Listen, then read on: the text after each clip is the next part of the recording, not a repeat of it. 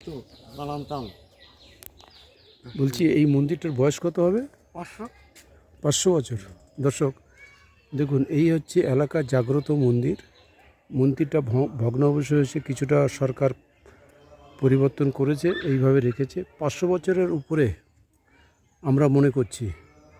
এই গোবিন্দ মন্দিরটা এই যে দেখতে পাচ্ছেন জাগ্রত, এই এলাকার জাগ্রত তো। হ্যাঁ, দেখুন এই আছে গোবিন্দ মন্দির জাগ্রত। ভিতরে যাওয়া যাবে? হ্যাঁ, যেটা সময়। আচ্ছা, আপনার নামটা কি? আমার নাম সাধন দাস। এখানে বাড়ি? হ্যাঁ, ও, মন্দিরের সামনে। মন্দিরের সামনে বাড়ি। আচ্ছা, এটা দেখি। আমি এখন ভিতর দিকে যাচ্ছি।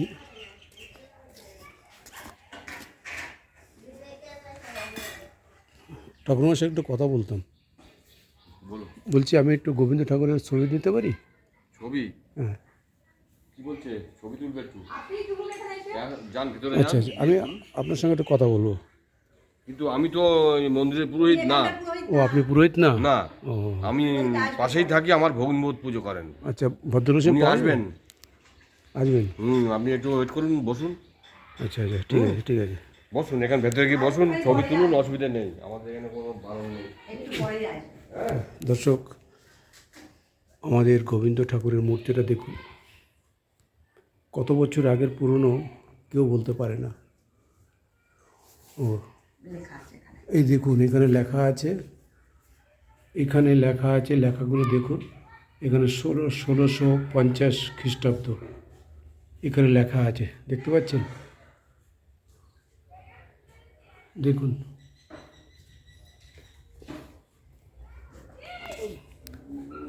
কত বছর পুরনো এখানে লেখা আছে, আপনারা দেখুন। মাসিমা, আপনি এখানে কি করেন?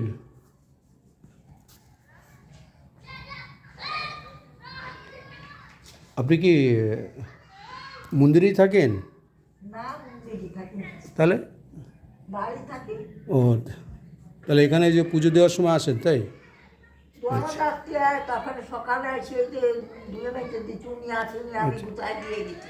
আচ্ছা আচ্ছা পুজো যে 7টায় উনি বাড়ি দিয়ে। আচ্ছা আচ্ছা আচ্ছা আচ্ছা, ঠাকুর মশাইকে কখন পাওয়া যাবে তাহলে? দেখুন, জয় মা।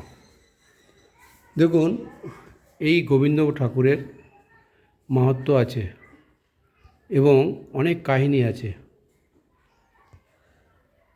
500 বছরের শুনলেন তো, বললেন 500 বছরের উপরে এই মন্দিরটা হচ্ছে নতুন, ওইটা হচ্ছে পুরনো মন্দির। দেখুন মন্দিরের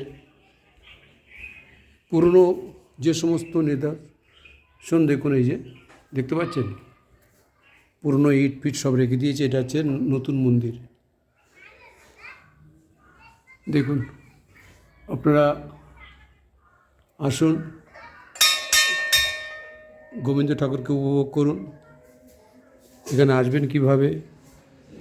আপনি শিয়ালদা থেকে ট্রেন ধরে আপনি গবরডাঙ্গা স্টেশনে আসবেন। আপনি গভর্নর স্টেশনে নামবেন, ওখান থেকে ভ্যান বা বাসে করে গোবিন্দ মন্দির মল্লিকপুর আসবেন। মল্লিকপুর থেকে চলে আসবেন মন্দিরে।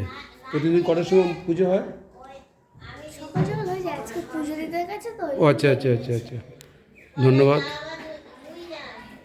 ওম হরি ওম হরি।